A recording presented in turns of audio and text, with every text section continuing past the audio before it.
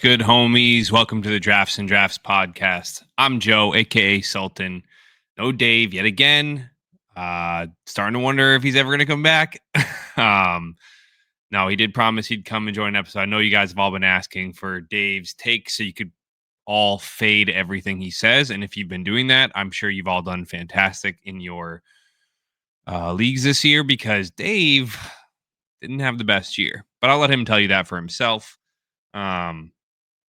But anyways, today it's Thursday, December 12th, and it is our 30th episode, which is crazy. I never thought we'd be here, but I'm pumped. I'm pumped to be here, sitting here. Most importantly, week 15, and it is time for the fantasy playoffs, baby. If you're at least a normal, sane league, those of you who start your playoffs in either week 14 or 16, y'all are crazy. Get on that week 15 schedule.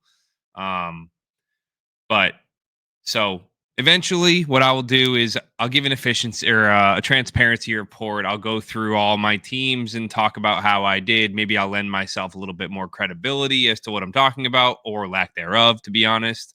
Because at the end of the day, fantasy football is a fucking crapshoot. But you guys should know that I'm in 4 dynasty leagues. I secured buys in 3 of them. I was the top fragger, top scorer in those 3 leagues. And in my 4th dynasty league, I limped in, you could say, but should still be the favorite to win that league for some reason. I have most projected points every single week. I don't know how I finished middle of the pack, but I at least have a very, very easy cake first round matchup. And I'm looking at you, Wex. But today, we'll be taking you through an updated view of our efficiency report through 13 weeks. But before we get into it, it's time for a draft review. We haven't done one in a while. Let's get into it. Today we have the Guinness Draft Stout Boston gives back. Draft Stout gives back. I don't know, the Boston edition can. I don't know if this is any different from a regular Guinness. I just bought some random shit to try out today. But yeah, if anyone, you know anything about Guinness, I can't drink this from the can. So I'm going to crack it. And then I'm going to pour it in my fake Guinness glass. It looks a lot like a Guinness glass, but it's not the same type of glass. So let's get this filled up. I don't think it's going to have quite as good a head as if I were to pour it directly from a tap, but this should fill the glass perfectly. And it does. Let's give that a second to settle. I don't really have the luxury of waiting and bullshitting in the background while this starts to settle. But if you know anything about Guinness, you got to let the head settle before you dive into it. But all right.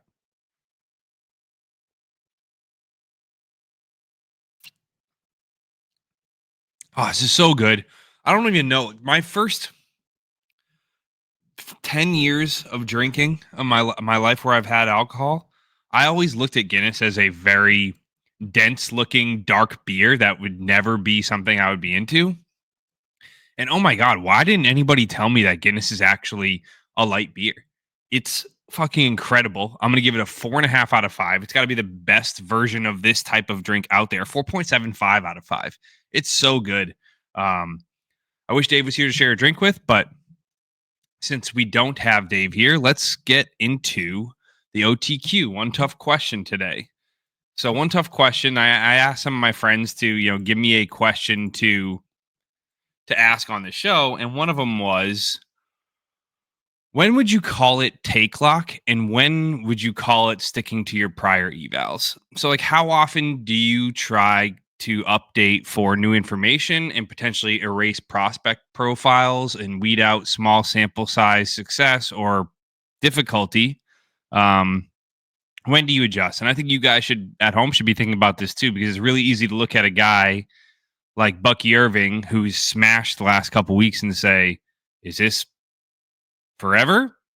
Is this who he is now? Or is this just some small sample size efficiency? Or is it a combination of the two? That's kind of what I'm hoping to dive into, is when you see, good efficiency meet opportunity, you can have a chance to have a really productive fantasy asset. But my answer to that question would be, I am much, much slower to update for new information. and I tend to stick to my priors. Call it take lock, call what you want.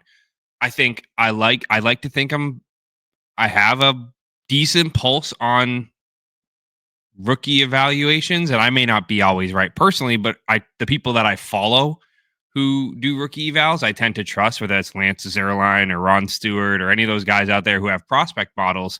I kind of admire the fact that some people try to do their own work, and I actually built out a little prospect model last year that wasn't, completely unique, but it used a lot of metrics that I thought I found to be most valuable and that I stress tested and uh, did simple regressions on to test the actual statistical significance of their ability to predict future fantasy success. And then I layered on other people's work to kind of just build out my own prospect rankings. And I'll try to stick to those as long as possible. But some players make it really hard for us to stick to that. Case in point, a guy like Puka Nacua, who completely erased his prospect profile within 2 weeks of stepping on an NFL field. But a good example I like to use is a guy like JSN because he's a guy who I was very high on coming out of college, as most people were, including Garrett Wilson and Chris Olave. And I never truly adjusted him lower in his rankings after his dismal rookie year. And after taking that dismal rookie year into account, I'm still having a hard time believing in his production lately. And I'm also not going to move him up dramatically in my ranking. So even though I would have had him around wide receiver 10 to 15 as a rookie, after his rookie season, I tried to keep him in that top 15-ish if I could, maybe top 20, because I was going to say, yeah, he had a down year. Of course he did. It was a terrible year for what you expected. But I wasn't ready to ship him off for a second like some crazy psycho on Twitter might have you believe is the best play. And inversely speaking, even though he's completely smashed, averaging over 20 points per game over the last, 4 or 5 weeks, I'm having a hard time dramatically moving him up because now that I account for his rookie year, I'm going to stick to my gut and still going to keep him in that 10 to 15 range. So he's kind of right where he was coming out of school for me. I haven't let anything truly dramatically persuade me one way or the other. And that's kind of how I feel about take lock versus sticking to your priors. I think, you should have some conviction in your process. And if you're going to just flip and flop based on the latest week's data, then maybe dynasty fantasy football isn't for you. So today's episode is going to be relevant to that question because we now have 13 weeks of data to potentially adjust to. Some I'm willing to adjust in my rankings or valuations, and others I'm more reluctant to. So moving on to the efficiency report, the goal today is going to be to try to identify players who are trending in the right direction over the course of the season and players to keep in mind whether your trade window is still open right now or if contenders are looking to buy and you're looking at maybe some depressed or some undervalued assets that you might want to buy. These are some guys you can target and or just guys to pay attention and monitor throughout your offseason as you start preparing for your rookie drafts and start considering whether or not they're the type of guys you want to move off for picks, or if somebody comes kicking on your door asking for picks, it may be a good time to buy some of these assets on the cheap. I'm going to try to do one more variation of this update at the end of the year, as I will dive in a little bit more deeply and update all of my dynasty positional rankings, especially preparing for the 2025 NFL and rookie drafts. And I don't know if yet I'm going to include playoff stats. I feel like while it's important, playoffs are a different animal. You end up seeing more anomalous outcomes and usage in the playoffs where teams kind of let the shackles off and are no longer limiting workloads, and they're not exactly something we can trust going forward. So the first set of skill group players we're going to go through is the running backs, and I'm not doing quarterbacks today, just running backs, wide receivers, and tight ends. And the first thing you're going to see on this, I pulled together my efficiency report that you guys probably remember from after week 6 or in the preseason. And let me get it shared. And the first thing you're going to notice on this is that there's a lot of running backs missing. So what I tried to do is put together a list of the most compelling dynasty running backs, which means I kind of filtered out all the running backs over the age of 28. Now, it does not mean that they don't have a place on your dynasty teams. There's no new information here about Derrick Henry. I'm not going to tell you some crazy insight about Derrick Henry's efficiency that's going to make you go, oh man, maybe I should be buying Derrick Henry. You should have been buying Derrick Henry for the last 7 seasons. Same with Joe Mixon. Like there's no new information about Joe Mixon that's really relevant unless he had a running back in his backfield that could be challenging him for the starting job. Then it might be useful to keep him on this page so you can compare, which is why I kept an older-ish running back like, you know, David Montgomery on here because it's kind of useful to see him side by side with Jahmyr Gibbs rather than, a guy like Henry and Mixon and Aaron Jones who don't really have anyone challenging them for touches. I didn't feel like it was useful to keep them on there. And this graphic would get super cluttered, as it already kind of is, if I included every single running back that deserved to be on here. So I'm going to actually shrink this down to make it a little bit more legible. I don't know why this isn't filling the screen. Okay, that's better. Let's see if I can get this. Yeah, that looks pretty good. Filling there we go. That's better. So again, taking you back through the 2024 efficiency report, I do have a few running backs highlighted here, and this is definitely going to be a document that's best viewed on YouTube. But for those of you listening, I'm going to do my best to try to articulate all of the talking points so that they're easy to follow.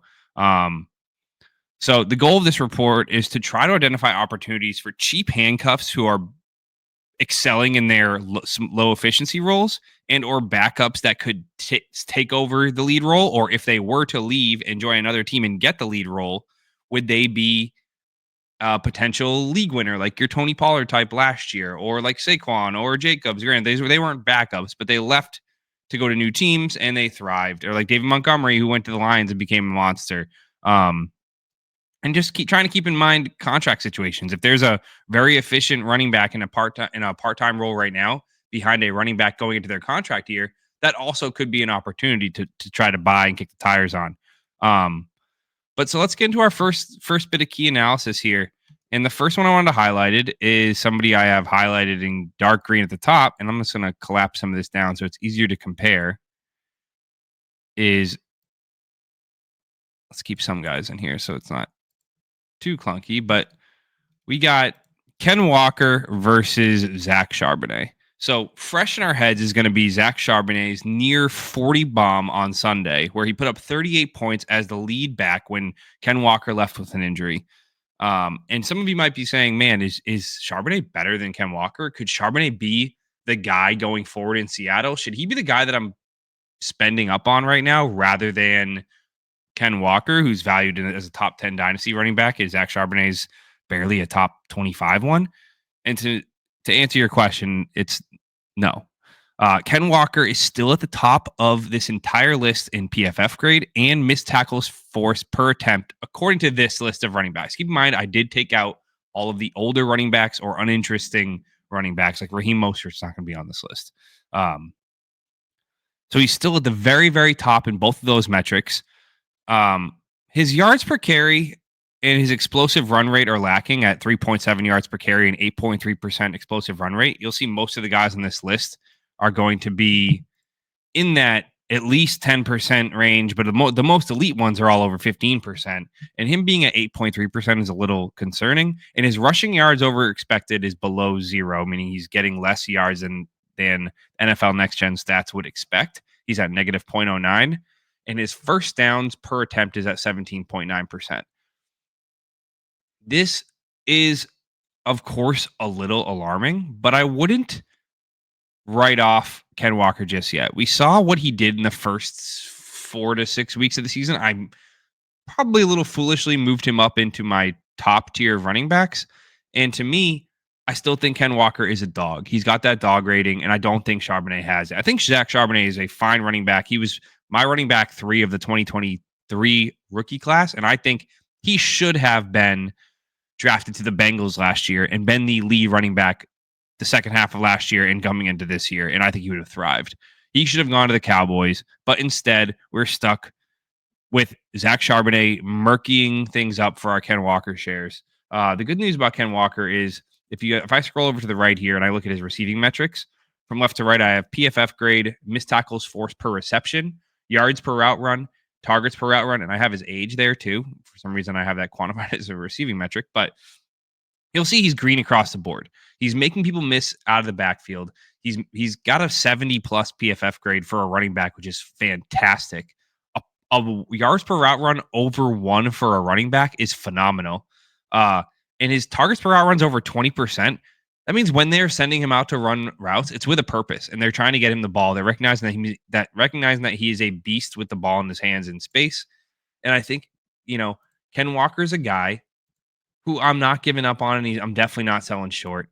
He's still only 24 years old, which is on the younger end of the spectrum. And if I highlight Charbonnet here, I do want to highlight that he is pretty much green across the board.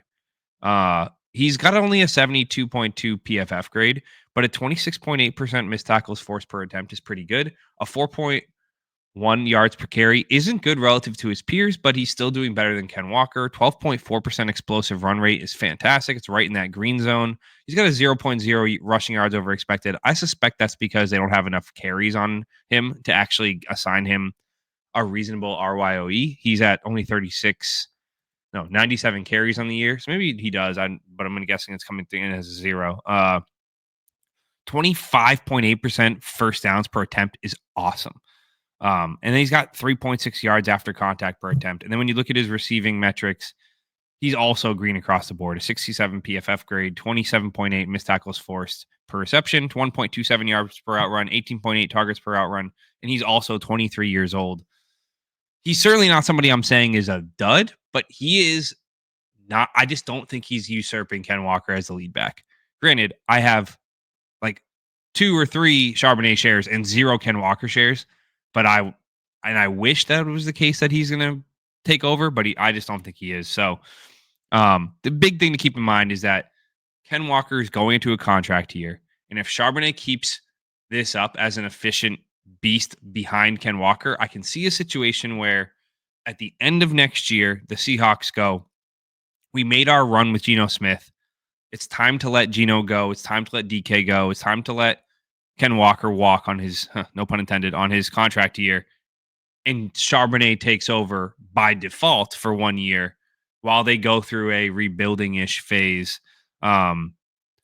So my recommendation would be to buy low on Ken Walker and just hold your Zach Charbonnet shares, because you could have a lead back on your team as soon as 2026. And I think Ken Walker, if anybody is scratching their heads looking to get out from Ken Walker, now's the time to buy low on him, because I don't think you're ever going to get a better price on him than you are right now. So let me unhide some of these. Next guy I want to take us through is Rachaad White versus Bucky Irving. So the big thing here is if you look at Bucky Irving, he's number 12 down here on this list. He is a fucking superstar. He has an 83 PFF grade, which is about 10th on this list. He's got a 27.7 missed tackles forced per attempt. It looks like he's third on the list, only behind Tank Bigsby and Ken Walker. He's got a 5.4 yards per carry, which is near the top of the list, only behind Gibbs and Saquon. 13.1% explosive carry rate, which is near the top of the list, only behind, say, Jordan Mason and Saquon and Gibbs. Oh my God, Gibbs is, but I think he's the best player on this list as I'm looking at all this stuff right now. 0.8 rushing yards over expected, which is really good. Most players are between 0 and 1 rushing yard, or -1 and +1 rushing yards over expected. If you're below -1 rushing yards over expected, you are struggling. And if you are over 1 rushing yards per expected, you are smashing. Like, I know that last year, Devon Achane had something like a 2.5 rushing yards over expected, and Christian McCaffrey had like a 1.5, and nobody else was even close. 2 years ago, it was like Travis Etienne and Khalil Herbert were above 1. So being at 0.8 is certainly nothing to sneeze at. He's gaining almost a full extra yard every single attempt, it seems like. Next is 25.5 first downs per attempt and a 4.1 yards after contact per attempt all in the green. And then you go to his receiving stats, same thing. 91 PFF receiving grade, number one on the list. 52.8 missed tackles forced per reception and a 1.76 yard per route run. He might as well be a receiver with a metric like that. I just think, he is smashing at everything. And Rashad, same thing with Charbonnet is contrary to what social media and sleeper comments would lead you to believe. Rachaad White is still very good.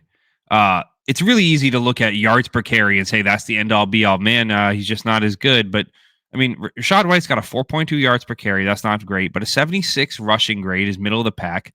17.5 missed tackles forced per attempt, middle of the pack. Only an 8.3% explosive run rate, but a 0.41 rushing yards over expected is great. And he's got all green receiving metrics as well. So, like it or not, Rashad's not going anywhere, at least for the time being. They're not just going to give Bucky 75, 80% of the touches, even though he probably has earned the right to them. You're going to see this be a murky, mixed up backfield for the following year.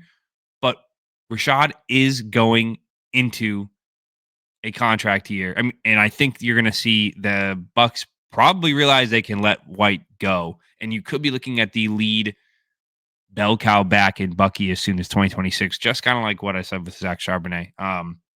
So I had on here initially the verdict was to sell Bucky because I saw he crept into the top 10 on keep trade cut for running backs. And I was going to say not sell him because I don't think he's good, but sell him because I think there's going to be an influx of good running backs next year on top of, I think there are some other running backs on this list that are depressed that shouldn't be. But after reviewing the stats here, I got to say, just hold on Bucky. I'm not going to go sending 2 firsts for him. I think that'd be crazy and ill-advised, but I'm not going to settle for just a single first if I'm selling him. So I'd say just hold. He's great found money right now. I think he could have a great year next year and still increase his value while still not necessarily hampering your team if you decide not to sell him. And same with Rashad. I'm holding Rachaad White, not because I think he's great, but I think you're never going to get enough value for Rashad that you should, similar to, I guess, where Najee was last year or 2 years ago, where he was coming off that horrendous efficiency season and everybody was like, sell Najee Harris. He sucks. Well, he's been a stable, solid 10 to 15 point or 10 to 13 point asset for the last 2 seasons. And I think that's where Rashad's going to settle in as, where he still has the massive spike upside weeks. Like you've seen him already throw up a 30 and a 25 point game in the last 6 weeks. So it's not like he's a complete dud, but he's going to be there and you're not going to get enough value to warrant selling him. So I'd say hold on Rashad. The next backfield I wanted to take us through is Tank Bigsby versus Travis Etienne. Let me highlight Travis Etienne for you guys too. I have Etienne down here at number 37 and Tank Bigsby's at number 16. I'm going to collapse down some of the guys in between so that we can see them both on the same page. So Travis Etienne and Tank Bigsby. Now, if you just look at the eye test, oh my God, Tank Bigsby blows Etienne out of the water across the board. Etienne is red in nearly every metric except for explosive run rate and PFF receiving grade, and Bigsby is basically green in every single metric except for 21 first downs per attempt. Now, keep in mind, none of them are dark red or dark green, so they're probably a lot closer than the colors indicate, but they are there's definitely a difference this season relative to last, where if you looked at this version of this chart last year, you would see basically the exact opposite, where Etienne was better than Bigsby at everything, and Bigsby was arguably the worst running back in football last year between his inefficiency and his fumbling and turnovers and drops. So what do we know? We know the O-line is dreadful, and we know Etienne's been injured. Has Etienne's slippage come due to injury or getting doghouse because of fumbling, or is he really starting to deteriorate as an asset? We know he had a tough fantasy second half in 2023. Was it a product of him actually deteriorating as a player? I find it hard to believe at age 25, going to be 26 soon, versus Bigsby's 23. But it's worth noting that, there's almost no saving grace here across the board. He's got a 64 PFF grade, a 12% missed tackles force per attempt is not nearly good enough. You got to be over 20%.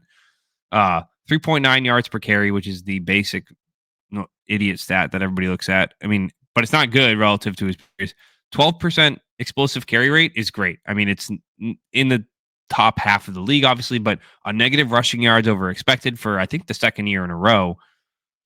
ETN somebody I'd be worried about, but in the same vein as Rashad White and Najee Harris, you're not going to get what you should for him because he's still, when he plays a full game, he's still giving you 8 to 12 points per game. And that's too good to sell for just a second because a second could be Jalen Wright or David Bell or, Terrace Marshall or Isaiah Spiller. Like, there's too many complete duds out there in the second round that you can't sell him for just a single second. And you're not going to get a first for him. So you have to hold. And Bigsby, on the other hand, is smashing 80 PFF run grade, which is great, top 15, 30% missed tackles forced per attempt, which is near the top of the class, 5.0 yards per carry, 13.3% explosive run rate, and a 1.15 rushing yards over expected is the thing to be excited for. He's also a guy who I say you hold. Right now, he's found money, and yes, he's had a few massive runs, which are propping up some of his efficiency stats. But why are we going to fault him for that? Yeah, okay. Oh, he had 2 70-yard runs. Like, take those out, and he's average. Okay. He still did that. Like, why are we taking that out? So I don't know if I'm definitely not running to spend a first on Bigsby either, and you're not going to get him for a second. So I feel like they're both valued in that same range. And if I could tell you to sell both, I would, because if I could sell them both for firsts, I would. But since I don't think you can get adequate value for either of them, just given the uncertainty, I think you hold them both, and because I think they're both going to get a chance to compete for the starting job next year under a new coaching staff. And the best case scenario is one of them wins it and runs away with it, because then you'll know I either have the guy who is the guy and I won, or I can safely just move on from the other guy.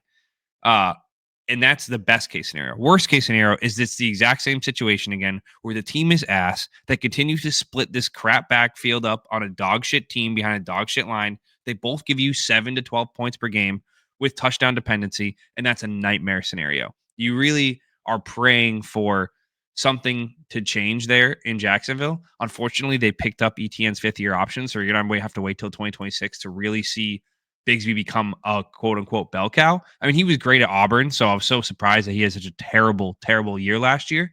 So who knows? I think this year's kind of a wash for both. I mean, yeah, Bigsby has the better metrics, but he's still only averaging 9.1 fantasy points per game versus Travis Etienne's 8.8. And that includes a game where he left in the first quarter. So it's kind of, they're both averaging around 9 points per game. Yeah, that's all I got to say on them. I'm kind of going too long-winded on these dumb players anyways. Next guy I want to go through is Jonathan Taylor. He's my only hard sell on this list. And holy shit, Jonathan Taylor is at the very bottom of this list. The very last player among 40 qualified young-ish fantasy relevant, dynasty relevant running backs. He's dead last in PFF grade at 54.5. He is only 11.3% missed tackles forced per attempt, only 2.7 yards after contact per attempt, a 38 PFF receiving grade, a 0.62 yards per route run. Like, he's going to be 26 next year. Yes, he has a 4.3 yards per carry, which is average, over a 10% explosive run rate, which is okay. And he has a positive rushing yards over expected, which is good.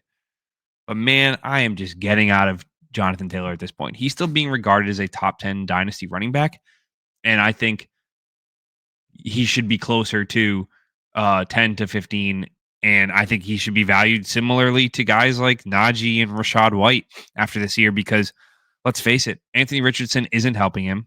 He doesn't dump off to running backs. For some reason, he's not making the running lanes any better. There's nothing to be excited about with Jonathan Taylor. He shouldn't be next to guys like Ken Walker and Kyron anymore. I think he's touchdown dependent, and I think Anthony Richardson killed him along with the rest of the Colts team. He's the one guy I want to be a hard sell on. My only hard buy on this list is Chuba Hubbard. Chuba is green across the board in everything but explosive run rate. And I guess missed tackles forced per attempt, he's right at that 20.0% mark that you want to hit. And he just got that 4-year contract, and Jonathan Brooks just tore his ACL.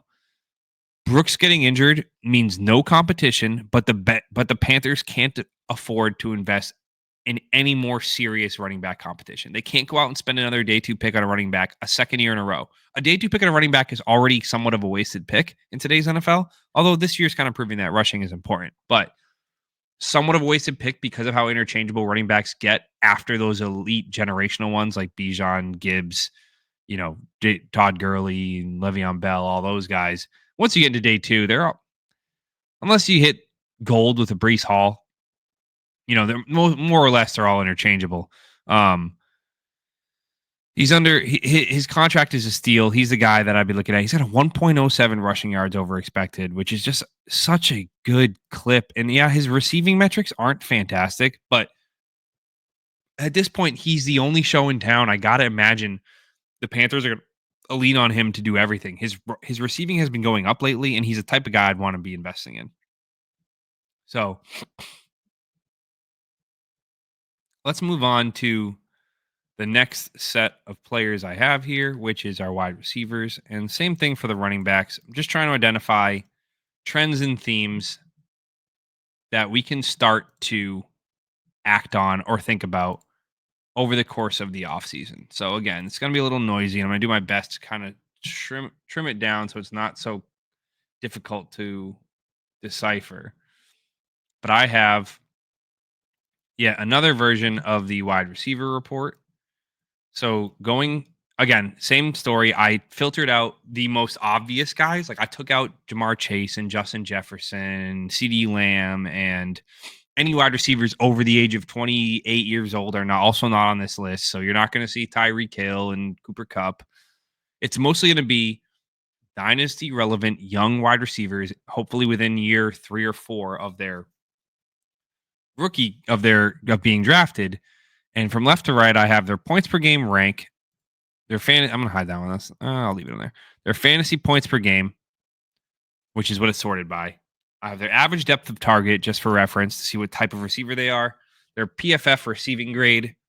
Their adjusted yak, which I've explained in a prior podcast, is a dot adjusted yards after the catch per reception, where I assign I weight deeper passes, deeper receptions more strongly in this metric, where if you're catching downfield passes, the yak that you are in there is more important than yak on screens and dump offs near the line of scrimmage.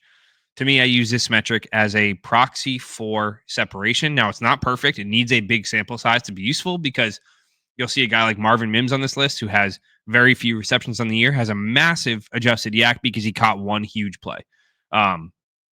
So it's a proxy for openness, but also lends some credibility to guys' explosiveness as well. The next I have is yards per route run. After that is targets per route run, team market share, first downs per route run, and then yards per team pass attempt. All the way to the right, I have age, which I think is also useful to see when comparing wide receivers here. So as we look at this list, I'll scroll around, collapse down some rows to make it a little bit easier to see. But my first and only hard buy on this list is the kid himself, Ladarius Lad McConkey. And let it be known that, Lad's price is moving up, but I don't think it's caught up with him yet.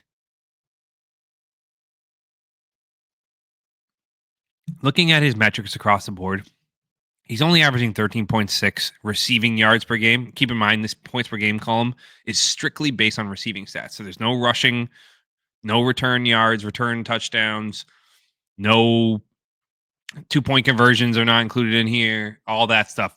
Amon-Ra St. Brown's passing touchdown not included. He's not even on this list. So 13.6 receiving yards per game. He's got a 10 plus ADOT, which I feel like is the magic range you want your ADOT to be is between 8 and 12. He's got an 81 PFF grade, which is fantastic for a rookie. The list of receivers who've had an 80 plus PFF grade in their rookie season is small. It's like 10 names long. It's like OBJ, Michael Thomas, Drake London, Chris Olave, Garrett Wilson, Puka Nacua, Rashee Rice, Tank Dell. Like, there's a very small list of receivers who have ever done that. Jamar Chase, Justin Jefferson. He's got an adjusted yak of 4.9, which is pretty damn good. It's not the best it can be, but it's good. He's got a 2.38 yards per route run, which is unbelievable You're all it's just everything's green. 23.3 target per route run. You want to be over 20%. 21.7 team market share, which is you want to be over 20% there too. I mean, the most elite receivers command over 30, like your DeAndre Hopkins. A very good receiver is around 25. You need to be over 20 to be at least relevant. So yes, it's lacking, but it's better than nothing. Another one here, 11.1% first downs per route run, which is there's only 7 guys on this entire list that are over 10%. And then 2.21 yards per team pass attempt. Unfreaking believable. He's fourth on the list. This list only behind George Pickens and Zay Flowers, and he's still only 23 years old. Lad is the guy. Even if the Chargers invest again at wide receiver, which is unlikely because they've done it the last 2 years in a row between Quentin Johnston and Lad McConkey, I can't see it impact him. He's the alpha. He can run all the routes. There's a potential they invest at tight end, which could be another target earner in that offense. But I think Lad is here. I think he's firmly a top 15 dynasty wide receiver, maybe even top 10. And if he's, again, we're not arguing semantics about where he's ranked. I think he's in league with your guys, honestly, like your JSN, London, Wilson, Rashee Rice, Malik Neighbors, almost up to the same caliber of players, Puka and Nico. I wouldn't put him that high, but no reason he can't be in that tier right behind those two guys. Lad's the guy. Lad's him. Lad's my guy. Lad's the one I'm going to be trying to get heavily in this offseason if I can. The next, I have a list of soft buys, guys who I think are, again, these buy and sell designations are based on their values as well. These are not buy at all costs or sell at all costs. It's guys I think that might be undervalued or are performing better, don't have as good of a points per game output as their underlying metrics indicate they should be doing. Or vice versa. The hard sells and soft sells are not just sell for anything. It's just based on where their value is, their price at. I think you can get away with selling them for what the market value price is and getting an equal or better asset than him, or getting an equal asset with a plus on top.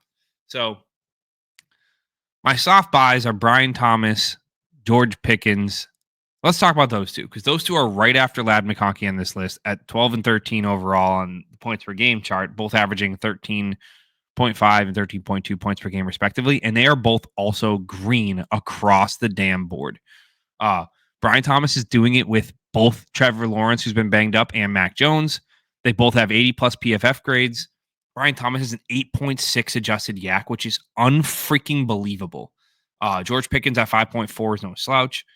They both have about a 2.3 yards per route run, both having a 20 plus % target per route run and a 20 plus % team market share, and are both knocking on the door of a 10% first down per route run. Brian Thomas is 22 years old and George Pickens is almost 24. They're just the type of guys you want to build a team around. The problem with Brian Thomas is he's already kind of priced at, I think, an appropriate price level. That's why I have him as a soft buy. I think he's probably worth 2 firsts at this point. And I think if the only thing is he could definitely take a step up and emerge as the next Nico Collins type, the next Jamar Chase type, if he just refines his route tree over the next couple of years. But again, he's only 22 years old. I don't think there's any reason to doubt that he could do that. And George Pickens, a little bit on the older side of this list, I guess, where all these guys are under 26. I don't think there's any more real development going on for George Pickens. Granted, he's developed every single year he's been in the league, and this is the best he's looked. And I was a notorious Pickens fader, and I've come around and saying dude's a dog. He's definitely not fun to root for. The dude has an attitude problem. Dude's kind of a piece of shit. But at the end of the day, if you're looking to try to just win fantasy games, he's the type of guy that, yeah, he's appropriately priced around wide receiver 12, I think, last I checked.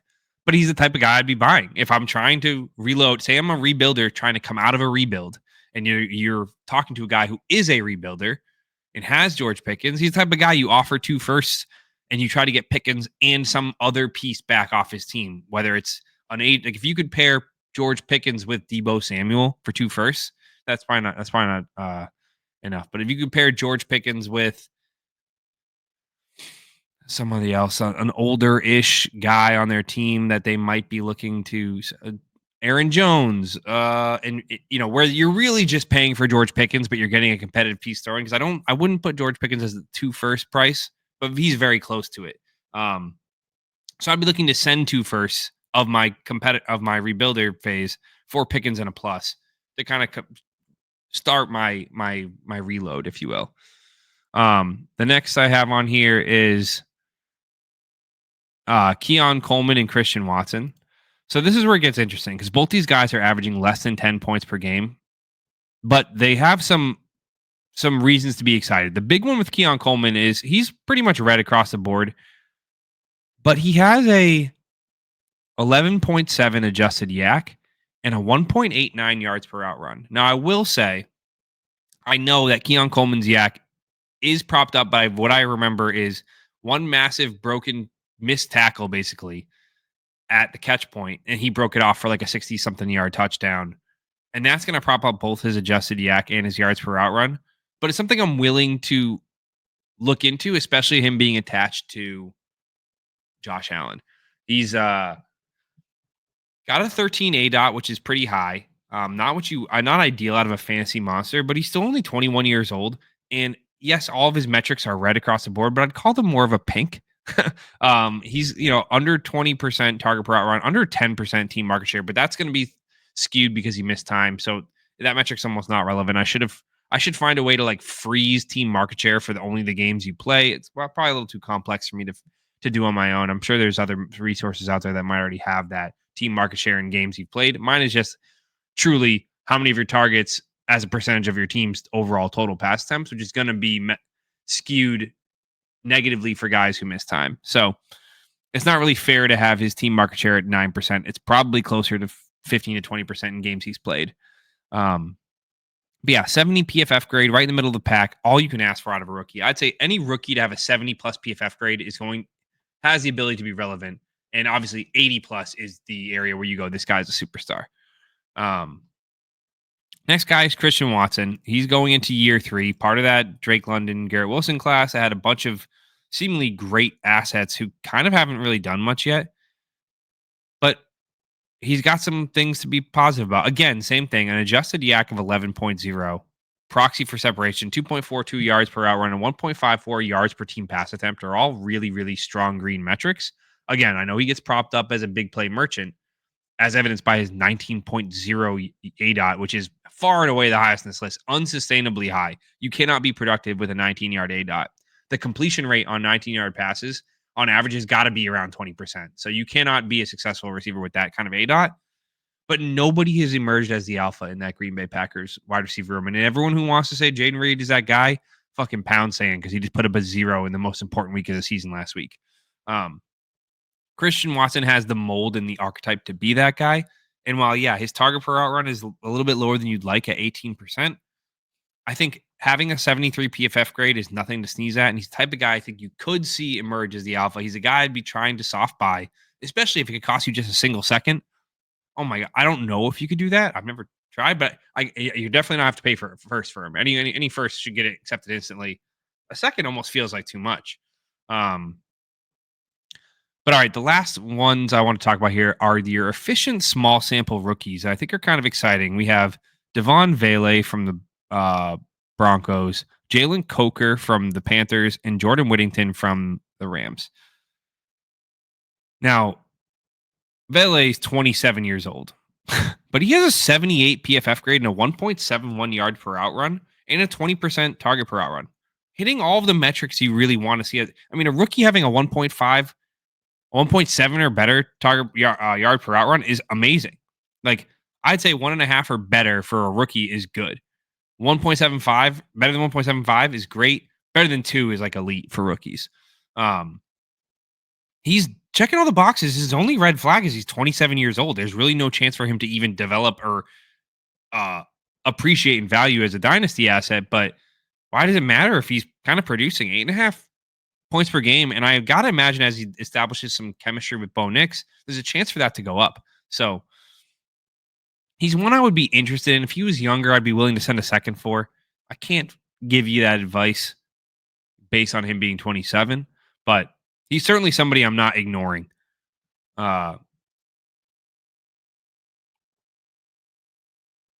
The next guy here, Jalen Coker, the pride of Worcester, graduated from Holy Cross, right down the street from me. Uh, Only averaging 7 points per game, but he is almost green across the board. A 12.8 A dot is perfect. 78 PFF grade is like fourth in the class. A 7.2 adjusted yak is incredible. 1.75 yards per out run, only a 17.3% target per out run, but that's pretty damn good. Market share won't be relevant because he missed some time. 9.3% yards first down per out run is almost crossing that 10% threshold that you want to see. He's only 22 years old on a wide receiver room that's pretty bare. You got 34-year-old Thielen. You have Xavier Leggett, who I love him, but he hasn't really taken advantage of the opportunity to be the alpha there. There's just really nobody else there I think of as a threat. And I think the hardest thing for me is I think he kind of squandered his chance at taking over or really emerging or solidifying a role in that offense by missing the last 3 weeks. I know he practiced in full yesterday, and I'm really hoping he gets a chance to come back and prove to us what he can do, because I think he's good. Last exciting rookie on this list is Jordan Whittington, 74 PFF grade, 2.07 yards per out run, and a 23.7 target per out run, 10% first down per out run. The only reason he isn't playing more is because he's got two legit studs in front of him in Puka and Cup. But he's the kind of guy, if I can get as a throw in as a part of a bigger deal, I'm doing it. If I could spend a third to go get him, I'm doing it. He's everything you'd want to get out of a third round rookie pick that's stuck behind two alphas. You know, your Jermaine Burton, who is a third round rookie pick stuck behind two alphas, ain't doing this shit. So you're sending off third for Jordan Whittington. I got to start speeding this up. Sorry. Let's move on to our sells. And this is hard because I love wide receivers, but as I peered through the top of the list, the only hard sell I see here was really Garrett Wilson, and it was less to do with his ability and a lot to do with his situation. So the big red flag for me is that he's attached to Aaron Rodgers, and we don't know what he's doing. And we've already seen all of these what happens to wide receivers that get stuck in QB purgatory. And I'm worried for Garrett Wilson. He's the only player in the top 15 with a yard per out run under 1.9 besides Jerry Jeudy. He's the only wide receiver in the top 15 with an adjusted yak under 5 besides a couple guys that are more. The guys that are behind him are Josh Downs, Drake London, Malik Neighbors, Rashee Rice, and Khalil Shakir. And Shakir, Downs, and Neighbors and Rashee Rice are all screen, slant, drag merchants. Garrett Wilson's supposed to be your outside alpha running downfield routes, and he's got that low of an adjusted yak. Something doesn't add up. He's not getting open in the way that we would expect. He's still commanding targets over 25%. I mean, again, we're talking about the top of the list here. So these aren't bad players by any means, but Garrett Wilson would be the hard sell for me. He's in year 3, averaging 15 points per game. It's great, but he's going to be 25 years old next year. We need to stop treating him like he's this massive elite CeeDee Lamb type, like he's a Justin Jefferson type, because he's just fucking not. He's overrated and I think overvalued. I think he should be next to Ladd McConkey on the rankings list, and he's not right now. Next, I'm going to go through some of the soft sells. So the first one I have on the list is Drake London. And you guys know me. I was beating down the chest of battering down the door to go buy your Drake Londons in the preseason. And I'd say more or less I've been correct about the fact that the sheer increase in volume alone is going to prop up his fantasy production. But let's face it, he hasn't been as efficient as we would like. Now, don't get me wrong.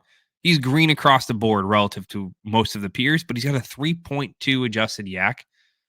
And if you just watch London's film, it just doesn't pass the smell test. Like, how often you see Drake London break off these massive Brian Thomas Jr.-esque runs down the sideline for a 65-yard touchdown. Now, granted, he's not that archetype. I think he's built more like your Keenan Allen type, which is he's going to be a great asset for years to come, but I don't think he should be valued quite as a top 7, 8, 9 dynasty wide receiver like he is. And now I'm not saying sell him. I still think he's worth 2 firsts, just like Brian Thomas Jr. He's averaging 15 points per game, but he basically has all the same problems that Garrett Wilson has, just to a lesser extent, because he's only 23 years old, so he's a year younger than Wilson. And his quarterback, also older, coming off an Achilles injury, happens to have a very, very capable backup in Michael Penix. So maybe you eventually see him having more deep shots. And maybe, again, I'm not advocating for it to sell, but I'm just looking for reasons why you could try to sell some of these guys near the top. And the two I landed on were Wilson and London. The other one I have on here, and I'm actually changing this to a hard sell as I'm looking at his metrics while I'm talking. Oh no, it's got to be a soft sell based on his price, but it's Jerry Jeudy. He's right now in receiving points per game. He's number 8 at or number 9 at 13.6. But he's the only player in the top 15 that has less than an 80 PFF grade besides Jordan Addison. He's the lowest target per route run on the list at 17%. The only wide receiver in the top 15 below 20%, except for Jordan Addison. He's got a 1.71 yards per route run among the top 15 wide receivers. Everyone else on the list is over 2, except for JSN, Garrett Wilson, and Malik Neighbors. 7.6% first down per route run is the lowest on the list in this top 15.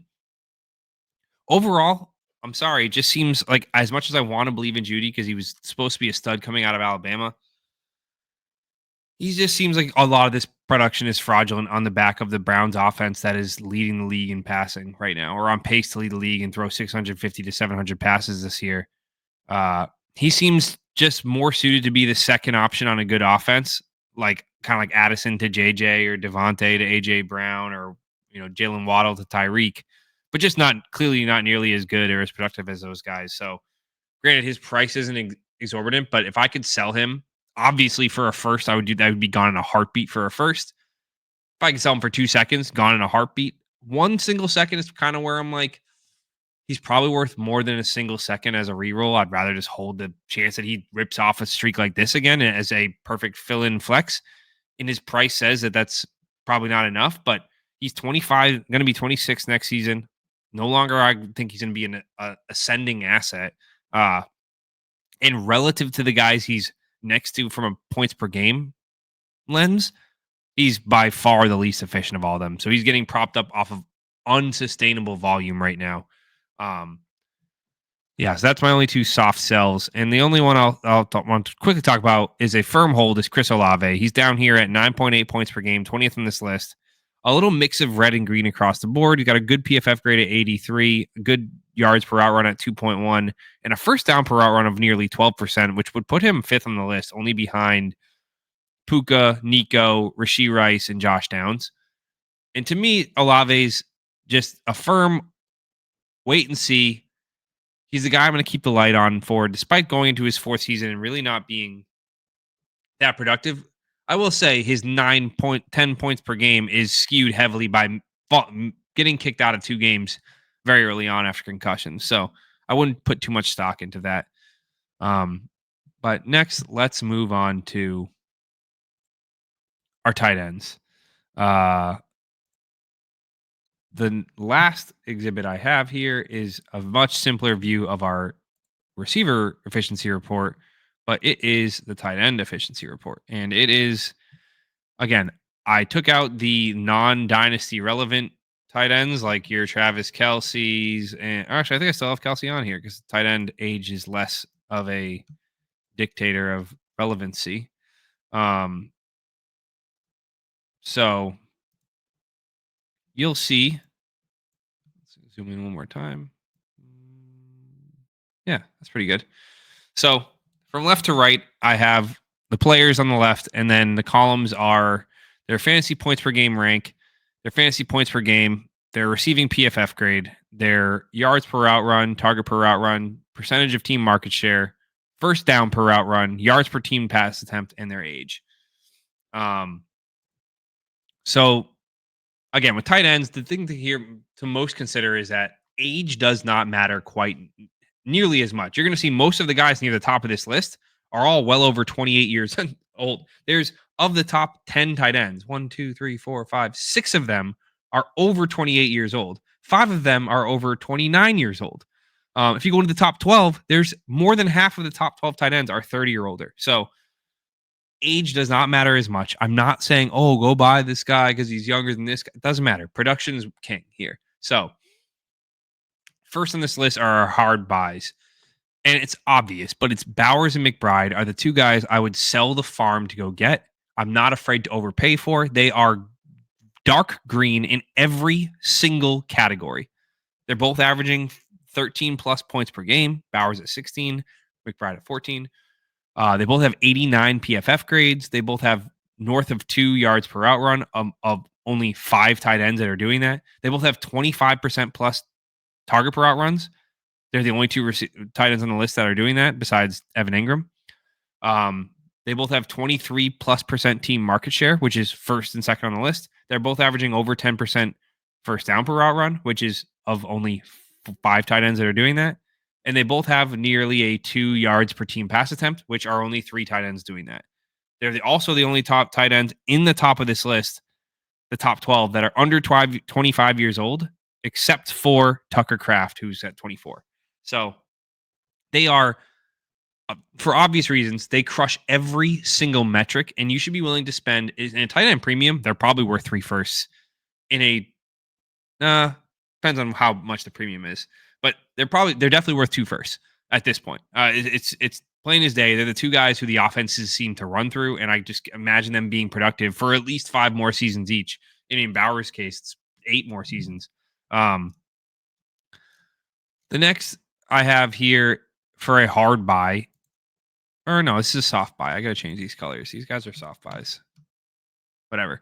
Is Mark Andrews. Aside from his slow start, he's also one of the only tight ends on this list that has nearly green in every metric at an 83 PFF grade, a 1.77 yards per route run, 10 points at 5% first down per route run. Yes, he's 29 years old now, but he's doing everything we want out of a tight end. Lamar still trusts him the most. He's still the engine that makes that offense go. And even with the rise of Flowers and Bateman and Likely and them trading for Deontay Johnson, Andrews still clears all of them. And still being only 29 years old is actually kind of a surprise to me, which is, as evidenced by this list, it's kind of like middle-aged for a tight end, not old. Whereas like 29 for running back, you might as well be out of the league. 29 for wide receiver, you're on your last leg. 29 seems like we're looking for most of the guys at the top of this list are around 29 years old. There's only 4 guys who are in that 25-year-old window. Everybody else is 29 or 30. So what are we doing? Why are we looking at Mark Andrews as declining asset? I probably should have kicked the tires a little harder on him when he was struggling earlier this year. Next guy on this list, who I think is a buy that I actually was unaware of, I was unfamiliar with his game, is Dalton Kincaid. So he's a guy I sold after week 4 in a deal to get Bijan Robinson, and I was very happy to get out from under him. I was ready to call him dead, and I thought I was ahead of the curve. But as I look at his per route metrics, he's got a 74 PFF grade, which is middle of the pack. 1.6 yards per route run is middle of the pack. 25 target per route run is fantastic. He's only behind Bowers, McBride, and Evan Ingram. So when he's on the field, the Bills are looking for him. He's got an 8.1% first down per route run, which is in the top 8 of this list. 13.9% target market share is kind of the only drawback here, and not 0.9 yards per team pass attempt leads back to the same, are both microcosms of the same problem, which is I think he's just not getting on the field enough. I think the Bills are interchangeably using Kincaid and Knox, and I don't know if it's he's not a great blocker and a great inline player. He's not a great at running out wide versus the slot versus inline. I don't know what the reason is, but for some reason he's not on the field enough to really pump up his fantasy production yet. But I think, like we just talked about, tight end isn't an early. Look at the bottom half of this list. The entire 16 through 24 of this list is all under 24 years old.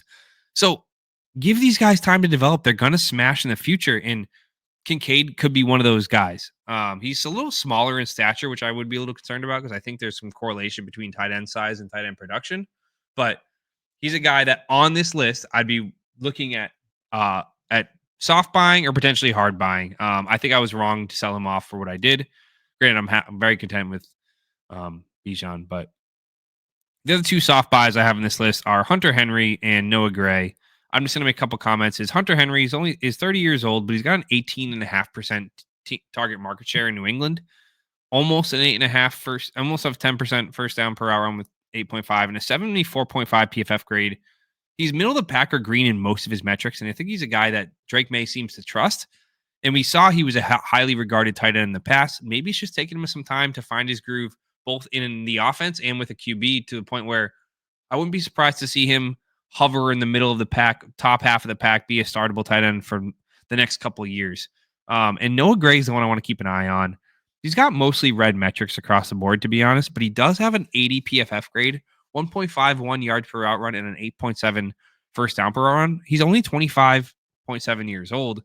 He's a guy that I'm willing to invest in. Now, do I think he's going to take over the Kelsey role when he retires? No, nobody's going to take over the fucking Kelsey role. Kelsey's one of one. But could he be the number one tight end in Kansas City and be a reliable fantasy option a la Hunter Henry in years from now? I think that's certainly a possibility. Next, we're going to move on to our hard sells. And man, I feel bad saying it, but the first one here is Sam Laporta. And I'm sorry to say it, but it looks like he's dead. I mean, it's only going to get worse as guys like Gibbs and Jameson Williams continue to get better in the offense. And let me rephrase again. Laporta should still be good. I mean, he's coming in at 9.2 points per game, which is 14th on this list, which is not good. But he's priced as the tight end 3 overall in Dynasty right now. And he's at the bottom half or bottom quartile of every single metric on this page, except for PFF grade at 73. And first downs per route run at 7.6% is okay, middle of the pack. Everything else he's red on. Yards per route run, 1.46. Target per route run at 15%. Team market share at 12%. He's not the top 2 or maybe even top 3 weapon in that Detroit Lions offense, which worries me. The pecking order in that Lions offense right now seems to be running game, number 1. Amon-Ra St. Brown is number 2. Jameson Williams is number 3A, and Sam Laporta is number 3B. And as we've said in the past, in order to be a fantasy asset, you have to be a top 2 option in your offense, and he's just not that right now. And I'm not saying sell at all costs, but being priced at tight end 3 when he should really be closer to what Tucker Kraft is priced at is why I'm calling him a hard sell. I'd basically be willing to sell him for any young-ish tight end on this list plus a first. Kraft, Kincaid, Cade Otton, maybe Jake Ferguson. Even though none of those guys like Ferguson, Kraft, and Otton are all pink on this list because they all have underwhelming per route metrics, but so does Laporta. So if you get any of those guys plus a first, you should probably do that in a heartbeat. If I was contending, I could convert him into a guy like Ingram or Andrews or Kittle. I would do that. I would add to Laporta to get them if I had to. And if I could add a first to Laporta to get to McBride or Bowers, I would do that in a heartbeat at this point. Like, I've just lost my patience with the guy. I think there's still a chance for him to be great. He's still only 23 years old. So, of course, he has plenty of time to emerge as the number 1 guy in that offense. It just might not be for another 3 or 4 years. The next guy on this list is Kyle Pitts. He's legitimately red across every single metric. 64 PFF grade, 1.4 yards per route run, 4.7% first down per route run is horrendous. 15% target per route run. They're not even looking at 12% team market share. He's just an afterthought in that offense. He's getting goosed. He's goosing regularly and getting alphaed by guys like Darnell Mooney and Ray McLeod. Like, that's just embarrassing. I'm embarrassed to say it. I sold him for 2 seconds earlier this year, right before he went on his tear, where he scored like 15 to 20 points a game for 4 weeks. And I felt sick to my stomach, but it's starting to look more and more like it was the right move. He had 5 targets last week and he dropped 3 of them. He's just dead. He can't separate wide against corners. He's not quick enough to beat corners and safeties. He's not tough enough to win in the trenches and be a part of play action routes because he's never going to be a good blocker. So he's never deceiving the defense. He's clearly not smart enough to beat zone, or he'd be winning some zone routes. He's basically only good at going in a straight line or running with the ball after the catch. So yeah, maybe they should design more tight end screens to him. But why cater an offense to a guy who can't do anything else? The only hope for Pitts at this point is he ends up on a team without any other skill options, and he becomes the focal point, or he becomes a straight line dump off merchant like Evan Ingram. Like, he's just clearly not built to be a 2-way tight end who's out there on every play getting nasty. My soft sells in this list, again, not sell at all costs, but explore selling while they're still overhyped based on what their points per game is saying. The obvious one to me, the 2 obvious ones are David Njoku and Cade Otton, but David Njoku's at 13 points per game, but he's got a 63 PFF grade and a 1.24 yards per route run. Those are worse than Kyle Pitts' numbers. Yeah, he's got a 22.5 target per route run and a 15.6% market share, which is good. Only a 5.6% first down per route run. He's not even a main target of that offense. I don't even know how he's doing what he's doing based on these metrics. It just leads me to believe, kind of similar to Jerry Jeudy, he's getting propped up by the fact the Browns are on a 700 pass attempt pace. And again, I would sell for any other tight ends in that range in the aforementioned soft buys, like your Hunter Henry with a plus. Mark Andrews with a plus, if that's even possible. Dalton Kincaid, I would sell for sure straight up if I could. Next one's Cade Otton. Also sounds obvious, but I'd say all of his per route metrics, 61.8 PFF grade, 1.32 yards per route run, both lower than Kyle Pitts. Also, his 10.7 points per game is being propped up again by the fact that Mike Evans and Chris Godwin missed a chunk of the season. He is in a contract year, so it's worth monitoring where he ends up. If he ends up at a team like the Panthers or the Saints where there's not very little target competition, maybe he's worth keeping or holding. He's only 25, going to be 26 years old. So I'm not saying sell at all costs, but he's just clearly not that efficient. I don't know how he's doing what he's doing. He just propped up off of two massive games in a tight end landscape where it only takes two massive games to move up this list. Last one I have on this list is Tucker Kraft. Similar story to Otton and Njoku is that he's got bad per route metrics. 67.7 PFF grade and 1.53 yards per route run are actually better than Kyle Pitts in the middle of the pack, better than Otton and Njoku. He's only 24 years old. He's got a 14.4 target per route run and a 13.4 team market share.